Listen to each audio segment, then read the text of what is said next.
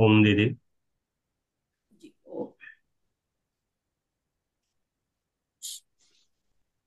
ओम सभी को। महिला पतंजलि योग समिति द्वारका की निःशुल्क कक्षा है ये, जो रोज रहती है 5:30 से 7 बजे तक। अभी हमारा 3 दिन का शिविर चल रहा है। शिविर का तीसरा दिन है आज। और विषय हमारा शिविर का था जोड़ों के दर्द का कारण व निवारण। उसी कड़ी में आज तीसरा दिन है। आज हमारे बीच डॉक्टर दीपाली जी आई हैं। उनका बहुत बहुत स्वागत।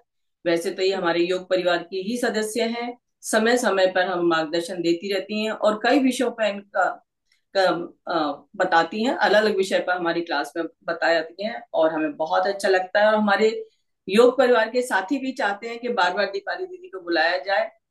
तो बहुत बहुत स्वागत है दीदी आपका। आप आयुर्वेदाचार्य हैं।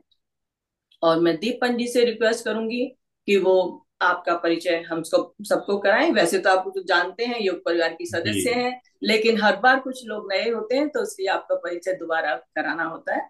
तो दीपन जी, दीदी का जी। स्वागत करते हुए। थैंक यू जी। सरोज जी। डॉक्टर दीपाली मैडम जी का परिचय सभी इससे विज्ञ है। डॉक्टर दीपाली BA MS है, जो अखंडानंद आयुर्वेदिक कॉलेज अहमदाबाद जामनगर है।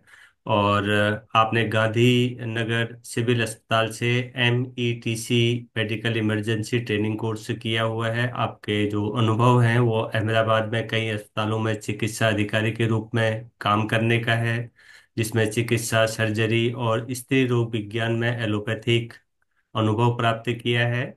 आपने डॉक्टर शिखा शर्मा के अधीन न्यूट्री हेल्थ क्लिनिक नई दिल्ली में आयुर्वेदिक डॉक्टर के रूप में भी सेवा की है। विशेष आवश्यकता वाले बच्चों के लिए पोषण और उनके स्वास्थ्य पर इसके प्रभाव का आपने अनुभव प्राप्त किया है। आपके जो शौक है वो गुलाल श्रृंखला पर न्यू सरस्वती हाउस पब्लिकेशन में भी आपने अपना योगदान दिया है। और इसके साथ साथ आप हमारे महिला पतंजलि योग समिति द्वारिका की ऑनलाइन आयुर्वेदिक सत्र में भी आप आते रहते हैं। वर्तमान में जो आपके कार्य हैं वो वजन घटाने, स्वस्थ आहार, उपचारात्मक खाद्य पदार्थ और जीवन शैली प्रबंधन के लिए ऑनलाइन आयुर्वेद परामर्श कराते हैं।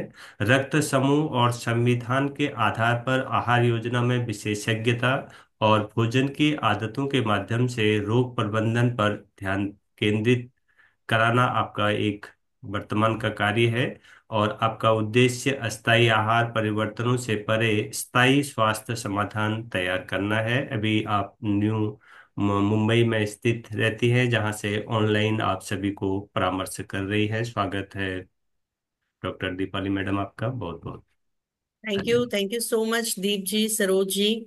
ये 3 दिवसीय आपने जो जोड़ों का दर्द और संधिवा का एक टॉपिक उठाया है, बहुत ही खूबसूरत है और उसमें मुझे शामिल करने के लिए आपका बहुत बहुत शुक्रिया। मैं रिक्वेस्ट करूंगी, प्लीज आप शेयर स्क्रीन का ऑप्शन अलाउ कर दे। मैंने कर लिया था शेयर स्क्रीन का आपको, और को होस्ट भी आपको बना दिया है, देख लीजिए।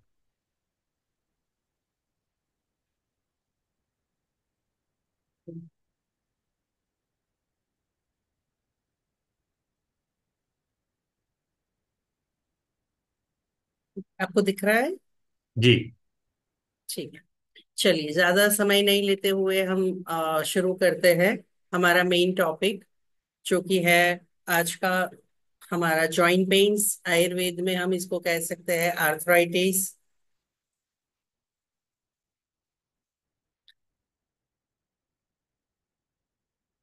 अब आर्थराइटिस का नाम आता है तो सबसे पहले दिमाग में जो इमेज आती है हमारी, वो होती है ये वाली। ठीक है। शरीर में कहीं पे भी जोड़ है, कहीं पे भी जहां पे जॉइंट होता है, वहां पे दर्द होना, मतलब जोड़ों का दर्द। अब हम जाते हैं मेन, व्हाट इज आर्थराइटिस, क्या होता है आर्थराइटिस। कहीं पे भी शरीर में जब जॉइंट पेन होता है, जहां पे भी दो हड्डियां जोड़ती है और वहां पे आपको पेन हो रहा है, इट कॉल्स आर्थराइटिस। वहां पे स्वेलिंग हो सकती है, रेडनेस हो सकती है, जॉइंट पेन तो डेफिनेटली होता ही है। और ये ड्यूरिंग एज, जैसे जैसे एज बढ़ती है, ये कॉमनली ज्यादा देखा गया है।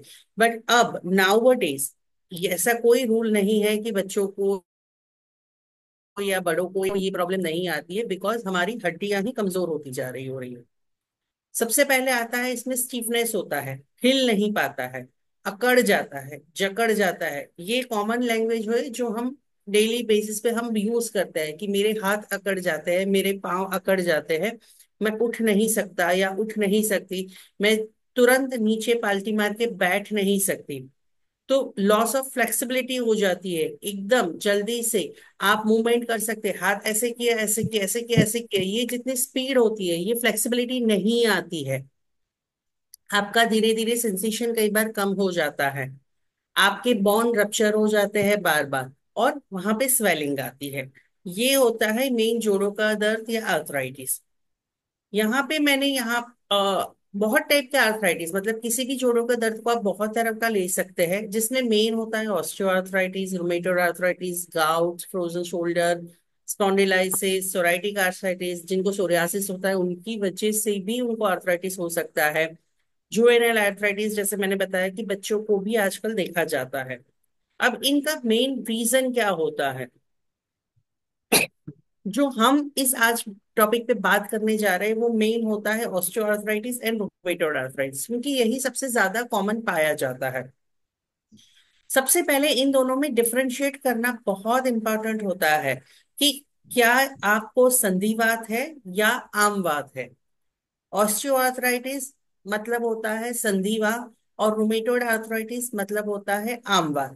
सबसे पहले ट्रीटमेंट से पहले ये जानना जरूरी है कि आपको है क्या, क्योंकि दोनों की ट्रीटमेंट ऑपोजिट होती है, दोनों के सिम्टम्स अलग होते हैं, तो दोनों का वर्क ऑफ एक्शन भी फिर बदल जाता है। चलिए बात करते हैं ऑस्टियोआर्थराइटिस। ऑस्टियोआर्थराइटिस होता है दो जॉइंट्स के बीच में, जब हड्डियों के बीच की जगह कम हो जाती है और दो हड्डियां घिसना शुरू कर देती है, उसको हम ऑस्टियोआर्थराइटिस कहते हैं। ये बोन्स का जो डिसोरिएंटेशन होता है, बोन्स की जगह पे बदल जाना, बोन्स का एक दूसरे के साथ घिसना, अटैच जो होता है, उसके जो कार्टिलेज होते हैं, उसके जो मसल्स होते हैं, वहां पे जब ये प्रॉब्लम आती है, उसको हम कहते हैं ऑस्टियोआर्थराइटिस। और ये ज्यादातर जो हमारे बड़े जॉइंट्स हैं, जैसे हमारा एल्बो हो गया, नी जॉइंट्स हो गया, रिस्ट हो गया, जो मेजर बड़े बड़े जॉइंट्स है, शोल्डर हो गया, पेल्विक में हो गया, तो वहां पे ये पाया जाता है। दूसरा होता है रूमेटोइड आर्थराइटिस। ये ज्यादातर शुरुआत इसकी छोटे जॉइंट से होती है, फिंगर्स से होती है, उंगलियों के जो छोटे छोटे जॉइंट्स है, टो के लेग्स में भी जो छोटे जॉइंट्स है, वहां से इसकी शुरुआत होती है। और ये एक इम्यून सिस्टम जब हमारी बॉडी पे ही अटैक करता है, या फिर इम्यून सिस्टम लो हो जाता है, आयुर्वेद में हम इसको बोलते हैं कि जब बॉडी में आम बनना शुरू हो जाता है, तब आमवात होता है। तो ये बेसिकली खाने से रिलेटेड, आपका अपचन होने से रिलेटेड, जो बॉडी के अंदर टॉक्सिन्स बनते हैं, उसकी वजह से जो आर्थराइटिस शुरू होता है, उसको रूमेटोइड आर्थराइटिस कहते हैं। इसमें रेडनेस, स्वेलिंग, ये सब कुछ कंपैरेटिवली संधिवा से ज्यादा देखा जाता है। ठीक है, पहले बात करते हैं ऑस्टियोआर्थराइटिस।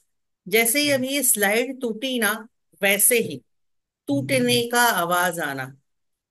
ठीक है, कोई भी जॉइंट से, जैसे यहाँ पे मैंने बताया हुआ है कि ये बोन है, ये दोनों के बीच में ये कार्टिलेज होता है। अब ये नॉर्मल कंडीशन है, हेल्दी जॉइंट्स। ये यहाँ पे जब इन दोनों के बीच का ये जगह बिल्कुल खत्म हो जाता है, तो ये दो हड्डियां, ये हमारे नी का है, तो इन दोनों के बीच का, इसके आगे एक पटेला करके और एक बोन होता है छोटा सा, जो उसके कैप का काम करता है। अब ये नी जॉइंट दिखाया गया है यहाँ पे, जब ये दो हड्डियों के बीच की ये बिल्कुल ही जगह खत्म हो जाती है, इसका जो कार्टिलेज होता है वो डैमेज हो जाता है, तब यहाँ पे एक कड़क कड़क कड़क करके आवाज आती है, वो होता है संधिवा। बेसिकली मेन, जैसे बताया, ये बॉडी के main joint, spine, hip, hand, wrist मतलब नी जॉइंट, और फुट में एंकल जॉइंट में पाया जाता है। इसके मेन सिम्टम्स होते हैं शूल, शूल मतलब पेन होना, अनयूजुअल साउंड, एक आवाज आती है, जैसे ही आप वो जॉइंट का मूवमेंट करते हैं, एक आवाज आती है। वात पूर्ण धृतिजृष्टा, मतलब ऐसा साउंड आता है जहां पे आपने एक सरफेस पे रब किया है, जिसके अंदर एयर भरी हुई होती है। आप जैसे ही अपने नी पे हाथ रख के नी का मूवमेंट करते हैं, आपको खुद को फील हो जाता है कि वहां पे एक साउंड आ रही है, क्रक करके, क्रैक करके। उसके बाद होता है स्वेलिंग, वहां पे सूजन आ जाती है। पेनफुल मूवमेंट तो होती है जब भी आप उठते हैं, बैठते हैं, चलते हैं, कोई भी मूवमेंट करते हैं, तब आपको वहां पे फ्लेक्सिबल होने में प्रॉब्लम करती है। इसका रीजन क्या होते हैं, क्यों होता है ये संधिवात या फिर ऑस्टियोआर्थराइटिस या फिर जॉइंट पेन्स? सबसे पहले, अगर आपका जो एक बॉडी का प्रकृति होता है वो वात प्रकृति होता है, तो इसके चांसेस ज्यादा रहते हैं। आप ज्यादातर ड्राई कफ, ड्राई एरिया में रहते हैं, कूल एरिया में रहते हैं, स्टेल फूड खाते हैं, बासी खाना खाते हैं, तब भी ये हो सकता है। ज्यादातर जो ड्राई क्लाइमेट होता है, अगर आप वहां पे रहते हैं, बॉडी में फुल ऑयलिंग नहीं जाता है, आजकल जैसे लोग कोलेस्ट्रॉल के लिए घी और तेल खाना कम कर देते हैं, बट अगर बॉडी में ये लिगामेंट्स को, जॉइंट्स को मूवमेंट के लिए ऑयली रिक्वायर्ड होता है, it means it should be smooth, तो वहां पे ये ज्यादातर देखा गया है। ऑब्वियसली ओबिसिटी, हैवी वेट की वजह से जब बोन्स पे वेट आता है तो आपका ये प्रॉब्लम होना लाजमी है।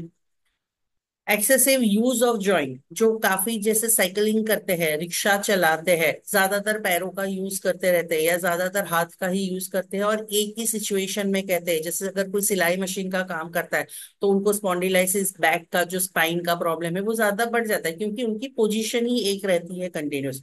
तो कुछ काम की वजह से आपका जो वर्क होता है, वर्क टाइप होता है, उसकी वजह से कई बार ये देखा गया है।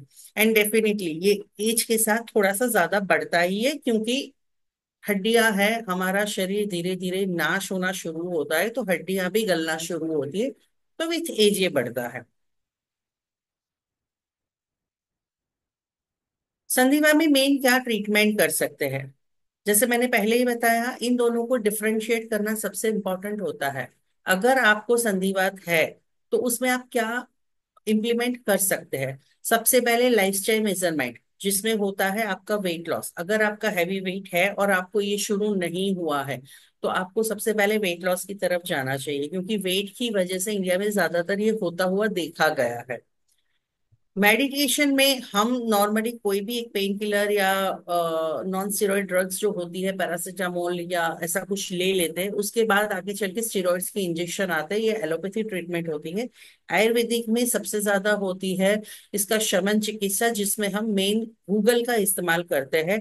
अलग अलग तरह के गूगल होते हैं, मेदोहर गूगल जो कि ओबेसिटी में यूज होता है, किशोर गूगल जो यंगस्टर में यूज होता है, सबसे ज्यादा संधिवात में यूज होता है श्रीनाथ गूगल। तो वहां पे ये इसका मेडिसिन है, बट वो आपका कौन सी जगह है, आपकी एज कौन सी है, आपका नीड कितना है, उसके बेस पे उसका डोज और बाकी और भी मेडिसिन के साथ इसका यूज किया जाता है। हाँ, लेकिन गूगल को आप सिर्फ एज अ पेन किलर ले सकते हैं।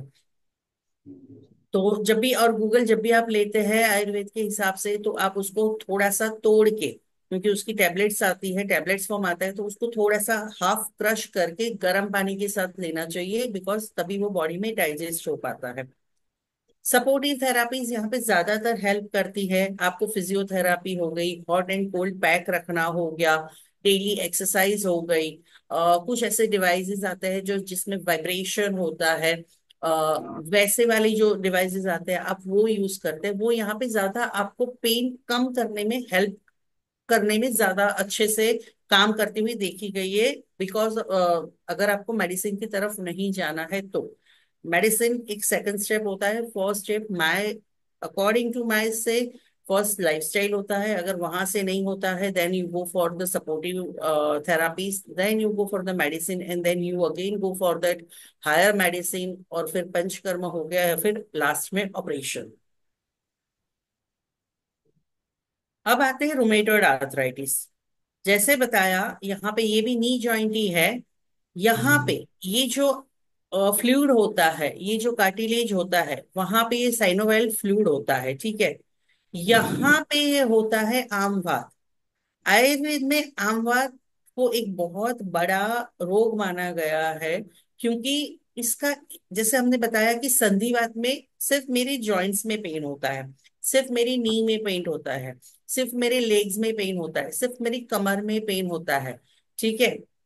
आम बात में आपको ये बहुवेदना मिलता है, बहुवेदना, severe pain in body parts. कभी हाथ में हो रहा है, कभी पैर में हो रहा है, कभी पूरी बॉडी में हो रहा है। तो आपको इसमें, इसका जो पेन होता है वो ऐसा होता है जैसे कोई कपड़ा फट रहा है। उसमें जैसे पेन होता था संधिवात में, कि जिसका होता है कि आवाज आ रही है, डोर आप खोलते हैं, कोई भी मशीन खोलते हैं, या जो हमारा चूल्हा होता है उसके अंदर हम ऑयलिंग नहीं करते हैं, तो कैसी आवाज आती है। बारिश के मौसम में दरवाजे लकड़ी के फूल जाते हैं और जोर से बंद करते हैं, खुलते तो कैसी आवाज आती है, वो होता है संधिवात में। लेकिन यहाँ जो आम वात है, उसमें आपका जो पेन होता है वो जैसे कपड़ा फटता है और जो आवाज आती है ना, वैसा पेन आपको फील होता है। यहाँ पे कोई क्रैक साउंड वाली आवाज नहीं आती है आपको जॉइंट्स में। इसकी वजह से कई बार आपको अतिसार, मतलब कि स्टूल ज्यादा पास हो जाना, डायरिया हो जाना, और एक फटा हुआ, जैसे फटा हुआ दूध होता है उस तरह का स्टूल का जो कलर या उसका जो फॉर्मेशन होता है, वैसा वाला हो दिखा जाता है। संधि सोफा स्वेलिंग तो दिखती ही है, यहाँ पे रेडनेस ज्यादा दिखती है, क्योंकि ये आम बात है। संधिवात में रेडनेस कम दिखती है। यहाँ पे जो, अगर आपको अमवात होता है तो ये रेडनेस थोड़ा सा ज्यादा और सूजन थोड़ा सा ज्यादा देखने को मिल सकती है। इसके साथ साथ आपके मुंह से सलाइवा निकलता रहता है। ये एक कॉज बोल सकते हैं, एक अर्ली साइन बोल सकते हैं कि आपकी बॉडी में आम बन रहा है, मतलब आपका खाना अच्छे से पचन नहीं हो रहा है। इसको हम आम बात का एक सबसे पहले मेन अलार्मिंग साउंड बोलते हैं। अगर आपके माउथ से रात को सोने के टाइम पे या दिन में या कभी भी सलाइवा ज्यादा निकल रहा है, तो बेसिकली आपका लीवर और जो आपका स्टमक है, आपके स्टमक जूसेस है, वो प्रॉपरली काम नहीं कर पा रहे हैं और आपकी बॉडी में खाना अपचन हो रहा है। Pain in back, neck, pelvic region and physical deformities, मतलब आपका एंड में जाके वो पूरा मुड़ जाता है। ऐसे कई लोगों के ऐसे फिंगर्स आपने देखी होगी कि हाथ और पैर की फिंगर्स मुड़ जाती है। तो ये ज्यादातर आम बात होता है। वो शुरू छोटे छोटे जो जॉइंट्स होते हैं, जैसे ये हमें दिखता है, ये पर है छोटा सा जॉइंट, ये छोटा सा जॉइंट, एक दो तीन जॉइंट यहाँ पे, ये फर्स्ट सेकंड और थर्ड, ये जॉइंट, ये जॉइंट, ये जॉइंट। तो ये शुरुआत आम बात की नॉर्मली छोटे जॉइंट से होने के बाद बड़े जॉइंट्स में जाती है, जबकि संधिवात में उल्टा होता है, मेनली बड़े जॉइंट्स में पहले देखा जाता है। आम होता क्या है, जैसे मैंने बताया, खाने की हैबिट सबसे पहली चीज वहां पे आ जाती है। आप जब विरुद्ध आहार लेते हैं, मिल्क एंड फ्रूट जैसा, तब हो सकता है। अनडाइजेस्टेड जो इनडाइजेस्टेबल फूड है, हैवी है, ओवर ईटिंग है, इरेग्युलर ईटिंग पैटर्न है, उससे ज्यादा आम होता है। उसके साथ साथ अगर आप ज्यादातर एक नेगेटिव फीलिंग्स रखते हैं, जैसे ग्रीफ, एंगर, एंजाइटी, फियर, हर बार रोते रहना, हर बार दुख में रहना, वैसा अगर आपका ज्यादा एक मूड बनता रहता है, ही आम फॉर्म होता है। आपका खाना हजम नहीं होता है। ज्यादातर आप रॉ, अनकुक्ड सलाद का एक फैशन चला हुआ है कि रात को सलाद खा लो, नहीं अच्छा है। आयुर्वेद में कहीं पे भी कच्चे वेजिटेबल्स खाना को नहीं बताया गया है कि आप रॉ फूड खा सकते हैं। कहीं पे भी किसी भी हमारे जो गुरुदेव चरक सुश्रुत, कहीं पे किसी ने भी नहीं लिखा है कि आप उसको रॉ खाइए। उसको बॉईल करके खाने का विधान है हमेशा। तो अनकुक्ड फूड जो हम ज्यादातर खाते हैं, उससे ब्लॉटिंग बढ़ती है, उससे बॉडी में जो कोल्ड एक वात प्रकृति होती है वो ज्यादातर बढ़ती है। उसकी वजह से आम बन सकता है। अनक्लीन अनहाइजीन फूड खाने से बन सकता है। ड्राई और फ्राइड फूड, डिहाइड्रेट फूड, जिसमें मैंने बताया कि जैसे आजकल बहुत ज्यादा कॉन्शियस मोड पे, ऑयल नहीं खाना, घी नहीं खाना, जिसको हम एक, मैं बताऊंगी कि जो आपने एलोवेरा का बताया ना, कि एलोवेरा का फॉर्म कैसा होता है, चिकनाहट वाला। इट्स नॉट अबाउट कि आपको तेल ज्यादा खाना है या घी ज्यादा खाना है, पर जो उसकी जो कंसिस्टेंसी होती है, चिकनाहटपन जो होता है, वो दो बॉन्ड्स के बीच में रहना जरूरी होता है। जब आप ये चिकनाहट बॉडी में नहीं देते हैं, तब यहाँ पे आम फॉर्म होता है और संधिवात का प्रॉब्लम ज्यादातर बढ़ जाता है। Consumption of food that soaked in too much of water, ज्यादातर जो वाटर के अंदर पकता है, जैसे कि कमल गट्टा हो गया, ठीक है, अगर आप उसका सेवन ज्यादा करते रहते हैं, जो फूड वैसा है कि कमलकट्टा हो गया जो पूरा पानी में ही रहता है, फिश वाले हो गए जो मतलब फिश खाते हैं, अगर उसका आप ज्यादातर यूज करते हैं तो आपको ये बनना मतलब हो सकता है, ऐसा नहीं है कि होता ही है, but this is the reason कि क्यों हो सकता है कि आम बन सकता है आपकी बॉडी में। आम बात की ट्रीटमेंट अगर देखा जाए तो संधिवात में मेडिसिन और बाहर की ट्रीटमेंट ज्यादा होती है, जबकि आम बात में खुद के बॉडी के ऊपर काम करना जरूरी बन जाता है। उसमें सबसे पहले आता है लंघन। लंघन का मतलब होता है कि फास्टिंग करना, एक मेडिकल वे में फास्टिंग करना, सिर्फ खाना नहीं होता है। लंघन का मतलब कि हाँ आज सुबह से मैंने कुछ नहीं खाया और फिर रात को चांद देख के खा लिया, तो इस इज नॉट कॉल्ड लंघन। ठीक है, ये एक मेडिकल वे में आपको फास्टिंग करना होता है, पानी पीना होता है, फ्रूट्स बीच में खाने होते हैं, मूंग की दाल का पानी पीना होता है, तो इसको हम लंघन बोलते हैं। उसके बाद आता है उसका प्री प्राइमरी स्नेहन एंड स्वेदन। जैसे स्नेहन में मैंने बताया कि जो प्रोसेस्ड ऑयल होते हैं, अलग अलग तरह का स्नेहन होता है, रुक्ष स्वेदन होता है, तो स्नेहन और स्वेदन करते हैं, ये प्री प्राइमरी पंचकर्म की ट्रीटमेंट मानी जाती है। जो कोई भी पंचकर्म ट्रीटमेंट हम करते हैं उससे पहले करवाना कंपलसरी होता है। उसके बाद आती है विरेचन थेरापी। विरेचन थेरापी से आम बात में इसीलिए फायदा होता है क्योंकि ये स्टमक से रिलेटेड होता है, लिवर से रिलेटेड होता है। तो ये जो हमारा अनडाइजेस्ट फूड है, जो अपचन हुआ है, जो बॉडी में आम बना हुआ है, ये इसको निकालता है, बॉडी में से साफ करता है। तो ये बट एक अंडर कोई डॉक्टर के गाइडलाइंस में ही आप कर सकते हैं। उसके बाद आता है बस्ती। अगेन इसे पंचकर्म थेरापी। बस्ती में जैसे एनल में से होता है, जहां से स्टूल पास होता है, वहां पे हम मेडिकेटेड बस्ती देते हैं, जैसे एनिमा देते हैं वैसे ही मेडिकेटेड ऐसे एनिमा के पाउचेज आते हैं, वो देते हैं, जहां से ये कचरा हम साफ करते हैं बॉडी का। अब आपके काम की बताती हूँ जो चीज जो आप कर सकते हैं। ये फूड जो होते हैं ये दोनों तरह के आर्थराइटिस में आपको काम करते हैं। Flaxseeds oil, canola oil. Canola oil मतलब जो एरंड का ऑयल होता है, वो संधिवात में सबसे अच्छा रिजल्ट देता है। आप रोज एक चम्मच इसको खा सकते हैं, रोटी पे लगा के या अपनी सब्जी में डाल के। ठीक है, फ्लैक्सीड्स का ऑयल खा सकते हैं, वॉलनट्स खा सकते हैं। ये वो चीजें जिससे मैंने बताया ना कि आपको शुगर का या सॉरी कोलेस्ट्रॉल नहीं बढ़ाना है, पर जो बॉडी में चिकनाहट है वो चिकनाहट लाता है। फूड्स फॉस्फेटेड विथ ओमेगा 3, ठीक है, जिसमें एग्स होते हैं, मार्जरीन्स होता है, फिश ऑयल के सप्लीमेंट्स होते हैं, ब्रोकली, स्प्राउट्स। कच्चे नहीं है, स्प्राउट्स को हमेशा हल्का सा एक स्टीम से बॉईल करने के बाद खाना है, कच्चे स्प्राउट का सलाद बना के नहीं खाना है। Cauliflower, cabbage, cherry, strawberry, Raspberry, avocado, watermelon, grapes, जितने भी रेड और ग्रीन कलर के फ्रूट्स होते हैं वो इसमें ज्यादा यूजफुल होते हैं।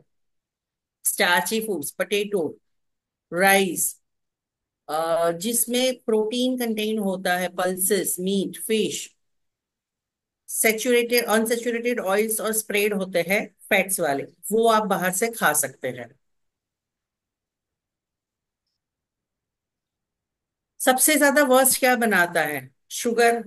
कॉमन चीज है, आप सभी को पता है, एक्स्ट्रा शुगर बॉडी में बहुत ज्यादा हम डालते हैं, तो शुगर ट्रीट्स होते हैं, रिफाइंड कार्बोहाइड्रेट्स होते हैं, हाईली प्रोसेस्ड फूड जो मार्केट में हम रेडी टू ईट वाला आजकल मिलता है या बच्चे बहुत ज्यादातर खाते हैं, फ्रोजन फूड्स, वो वाला, cold drinks, alcohol and salty foods. ये कुछ आयुर्वेदा ड्रग्स आप प्रिपरेशन है, जैसे अजमोदादी चूर्ण हो गया, सूंठी चूर्ण हो गया, इसको आप आमवात में यूज कर सकते हैं। अश्वगंधा चूर्ण, दशमूल चूर्ण, रासनादी चूर्ण, ये आप संधिवात में यूज कर सकते हैं। टैबलेट में भी जैसे सिहनाथ गूगल है, महायोगराज गूगल, योगराज गूगल, ये मेनली संधिवात में यूज होती है। पुनर्नवा गूगल अगर इसके साथ आपको यूरिनरी ट्रैक्ट का इन्फेक्शन है, पेल्विक का कुछ प्रॉब्लम है, किडनी से रिलेटेड कुछ प्रॉब्लम है, तब हम यूज करते हैं। त्रिफला गूगल एक नॉर्मल जनरल गूगल की तरह, पेन किलर की तरह आप यूज डेफिनेटली कर सकते हैं। अगर आपको कुछ भी समझ में नहीं आ रहा है, आपका आम बात है, संधिवात है, कौन सा पेन हो रहा है, आप triphala guggul as a painkiller ले सकते हैं। ये आयुर्वेद का पेन किलर है, जैसे आप वहां पे डाइक्लोफेनिक सोडियम हाइड्रोक्साइड लेते हैं या फिर पैरासीटामोल लेते हैं, डाइसाइक्लोमिथेन लेते हैं, और स्टीरॉइड की इंजेक्शन लेते हैं। तो ये एक आयुर्वेद का पेन किलर की तरह आप यहाँ पे त्रिफला ले सकते हैं। घी और ऑयल का मसाज भी कर सकते हैं। स्नेहन और स्वेदन के लिए, जब स्नेहन और स्वेदन की प्रक्रिया होती है, तो स्नेहन के लिए हम अश्वगंधा ग्रीन, दशमूल ग्रीन, एरंडा तेल, ये सब कुछ का यूज करते हैं। इसके साथ साथ जैसे मैंने बताया, आप कैस्टर ऑयल, एरंड तेल को मसाज के लिए, आपकी जॉइंट्स के मसाज के लिए यूज कर सकते हैं। थोड़ा सा खाने के लिए यूज करते हैं। नारायण तेल आता है, उसका इफेक्ट बहुत अच्छा सा देखा गया है, उसको भी आप डेली मसाज कर सकते हैं। अवले होता है, बल्लातक अवले, बट ये अवले थोड़ा सा एक्सट्रीम कंडीशन में हम यूज करते हैं, और ये अंडर डॉक्टर के प्रिपरेशन में ही यूज करना चाहिए। चलिए बात करते हैं आप होम रेमेडीज की। क्या कर सकते हैं घर पे अगर आप दवाई पे नहीं जाना चाहते तो? मेथी दाना और अजवाइन का पानी पीना शुरू कीजिए। रात को दोनों भिगो दीजिए। सुबह उठ के दोनों मेथी दाना और अजवाइन, उसके साथ उसका पानी पी लीजिए। गर्म पानी से नहाने का रखिए। ठंडे पानी से अगर आपको जॉइंट पेन्स हो रहा है तो नहीं नहाना चाहिए। कैस्टर ऑयल का वही बताया, जैसे आप मसाज कर सकते हैं। सूंठी पाउडर या फिर हल्दी पाउडर आप दूध में डाल के पी सकते हैं। सनलाइट में बैठिए, विटामिन डी बॉडी में बनने दीजिए। गर्म कपड़े यूज कीजिए। तो ये कुछ होम रेमेडीज हो गई जो आप, कोई भी जिसको थोड़ा सा शुरुआत है या प्रॉब्लम आपको नहीं आइडेंटिफाई हो रहा है, तो आप कर सकते हैं।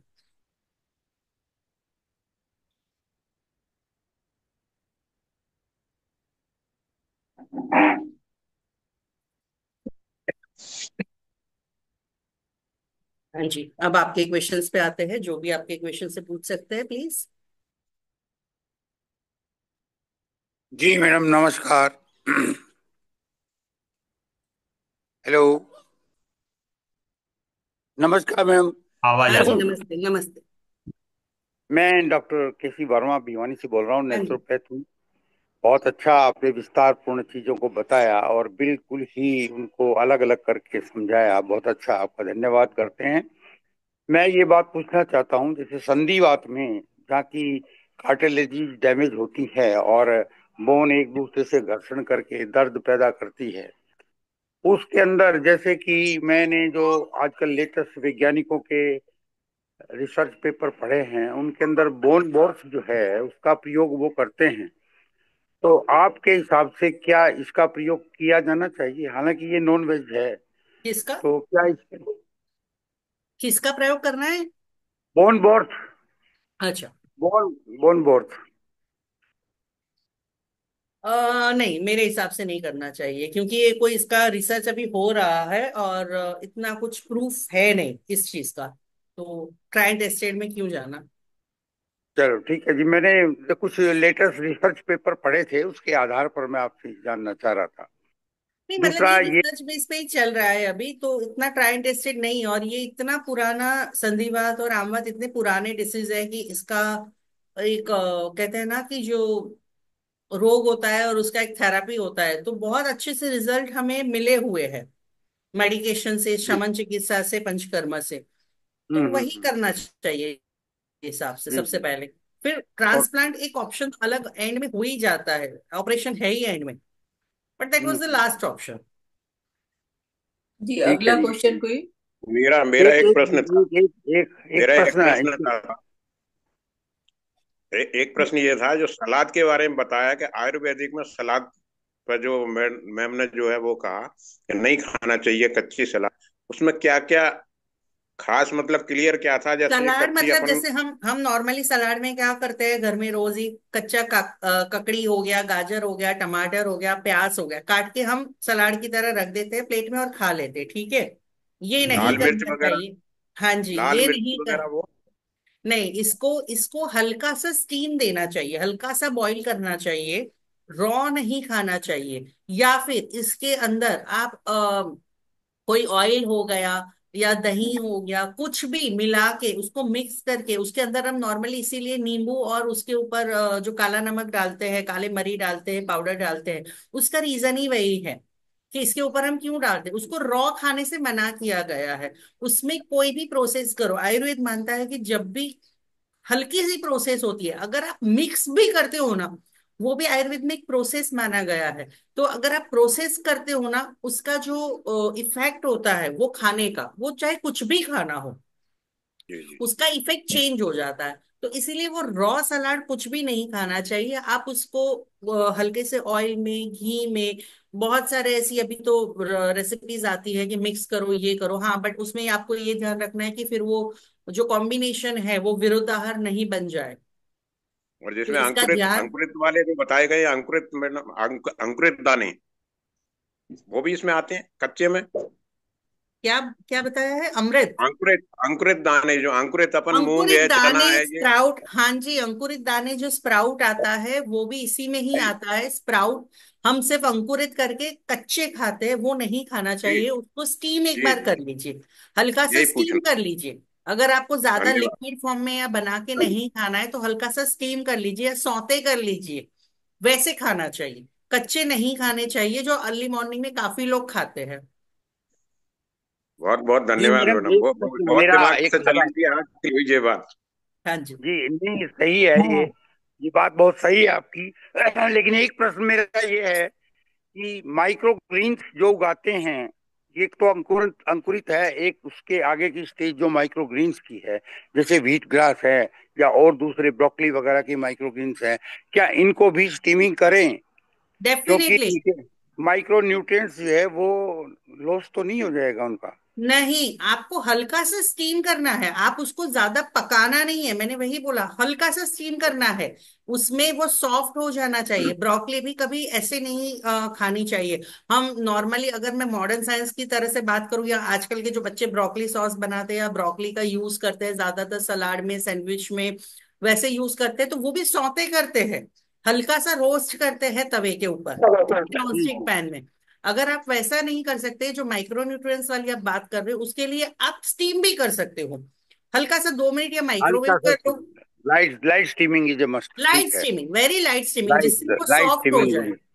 हाँ, जी मैंने बताया ना, आयुर्वेद में प्रोसेस मतलब आप सिर्फ मिक्स करते हो ना।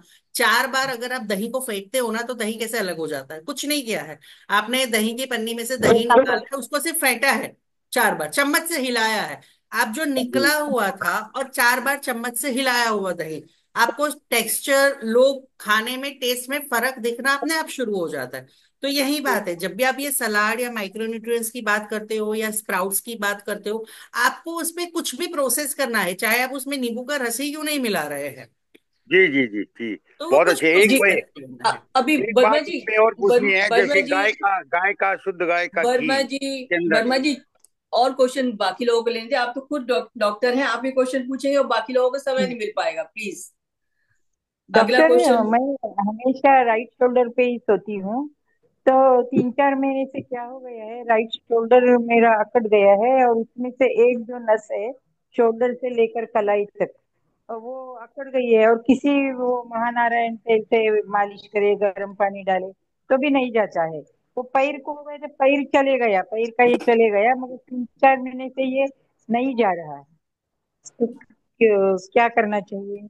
नहीं, पर ये एक्चुअली प्रॉब्लम क्या है वो देखना पड़ेगा, क्योंकि ये सिर्फ कट है, क्या है, किसकी वजह से हुआ है, कितना पुराना है। क्योंकि सिर्फ ऑयल, मैंने बताया कि ऑयल का मसाज करने एक ट्रीटमेंट नहीं होती है। अच्छा। जब आपको शुरू होता है तब आप सिर्फ ये मसाज वाला एक ट्रीटमेंट कर सकते हैं, बट एक ट्रीटमेंट नहीं होती है, इसके साथ साथ आपको इंटरनल मेडिकेशन भी करना पड़ता उसको, है। जी। अगला हाँ, क्वेश्चन किसी का। एक बार में वो ही लगाने। एक क्वेश्चन ही पूछें, उसी में अपने क्वेश्चन दोनों तीनों एक ही बार में पूछें, बार बार ना पूछें कृपया, बाकी लोगों को भी समय दें। जी, अगला क्वेश्चन किसी का। कोई और बालकिशन क्वेश्चन जी, है किसी। बालकिशन जी, आपका कोई क्वेश्चन है? आप बार बार माइक ऑन कर दे रहे हैं। बताइए, कोई क्वेश्चन है आपका? बालकिशन मिश्रा जी। नहीं, क्वेश्चन तो कुछ नहीं है सर। वो मेरा बंद हो जाता है। नहीं, माइक बंद कर दीजिए, कोई बात नहीं, उससे कोई दिक्कत नहीं होती है। बार बार माइक खोलने हमको चलते हैं। आवाज आवाज नहीं आती। आपको आवाज वैसे ही आ जाती है, आपकी आवाज नहीं जाती है बाहर। रुक करके आ रही है। तो इस विषय में बाद में बात कर लेंगे। कोई और क्वेश्चन लेंदीप सर। जय श्री राम, जय श्री राम, जय श्री राम। जी जी। मुझे डॉक्टर साहब से पूछना है। डॉक्टर साहब का बहुत बहुत धन्यवाद। थैंक मैं यू। इस समय ट्रेन में बैठा हूँ, बैजनाथ से आ रहा हूँ। रास्ते में त्रिवेणी का देखा स्टेशन पर की आवाज नहीं आ रही है। हम तो दर्शन करने नहीं आपकी जाता है। आवाज नहीं आ रही है, थोड़ा जोर आवाज से नहीं आ रही। बोलिए। जोर से डॉक्टर विजय जी बोलिए, थोड़ा आवाज सा नहीं मैं आ रही तेज है। कहना बोले। चाहता हूँ, मुझे पूछना है कि डॉक्टर विजय जी थोड़ा सा तेज बोले।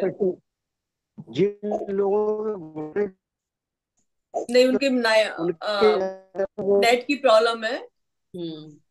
कोई क्वेश्चन और कर ले। उन विजय जी के नेट की प्रॉब्लम चल रही है। जी, किसी और का क्वेश्चन? रेणु जी शायद कुछ पूछना चाह रही हैं आप। किसी और का क्वेश्चन हो तो ठीक है। अगर नहीं है क्वेश्चन तो कर्नल सर से रिक्वेस्ट करूंगी कि डॉक्टर साहब का धन्यवाद करें और बताएं कि उनका लेसन जो था आज का, हमेशा की तरह हमें तो बहुत अच्छा लगा। और इतने आसान शब्दों में बताती हैं कि एक बार में ही समझ में आ जाता है कि क्या करना और क्या नहीं करना। बहुत सारी चीजें हमें पता होती हैं लेकिन नहीं कर पाते, लेकिन जब आती हैं आप तो बहुत सारी चीजें हमें याद दिला देती हैं और उसको हम फिर दोबारा से करने लगते हैं। तो बहुत आसान शब्दों में बहुत अच्छे से आपने बताया। जी कर्नल सर, डॉक्टर साहब का धन्यवाद करें और बताएं आज के बारे में। शायद कर्नल सर नहीं है। हाँ, या आई एम हियर। जी जी। डॉक्टर साहब तो बार बार उनसे बात होती है, बार बार आती हैं और इतना सारा नॉलेज लोड कर देती हैं। वो जो अर्थराइटिस और इंडाइजेशन की बात जो है वो कुछ ज्यादा ही बढ़ जाती है, क्योंकि वो तो ओवर हो जाता है। आपका बहुत बहुत धन्यवाद। हर बार आती हैं, बहुत अच्छी तरह से, बहुत अच्छे शब्दों में बताती हैं और सबको बहुत लाभ होता है। हमारे जैसे कुछ हैं जो उसको फॉलो भी करने की कोशिश करते हैं और उससे बड़ा फायदा उठाते हैं। मैं तो कोशिश ही करता हूँ जो भी कोई बता दे उसका जरूर एक बार ट्रायल जरूर करूँ मैं अपने पर ही, और उसके बाद उसको आगे बढ़ाऊँ। तो हमारे पास भी कुछ लोग हैं जिनको हम कुछ बताते रहते हैं। इसी के साथ आपका बहुत बहुत धन्यवाद। Thank you very much. Wonderful. बहुत यू आर वेरी बढ़िया गुड। सेशन रहा आज का। बहुत दीप सर, आप दीपन जी, जी ओम जी। आप हाँ, बहुत बहुत स्टार्ट धन्यवाद करा दें। आप सभी चालू मेरे का, जो भी ये बंद आप हो कार्यक्रम से जाए। जुड़े थे। और मैं सभी लोगों से अनुरोध करता हूँ कि सभी के माइक खुले हुए हैं। कमर गर्दन सीधी करें शांति पाठ करने से पहले। एक दीर्घ ओम का उच्चारण करते हैं, उसके बाद शांति पाठ। भरें गहरा लंबा सांस। ओ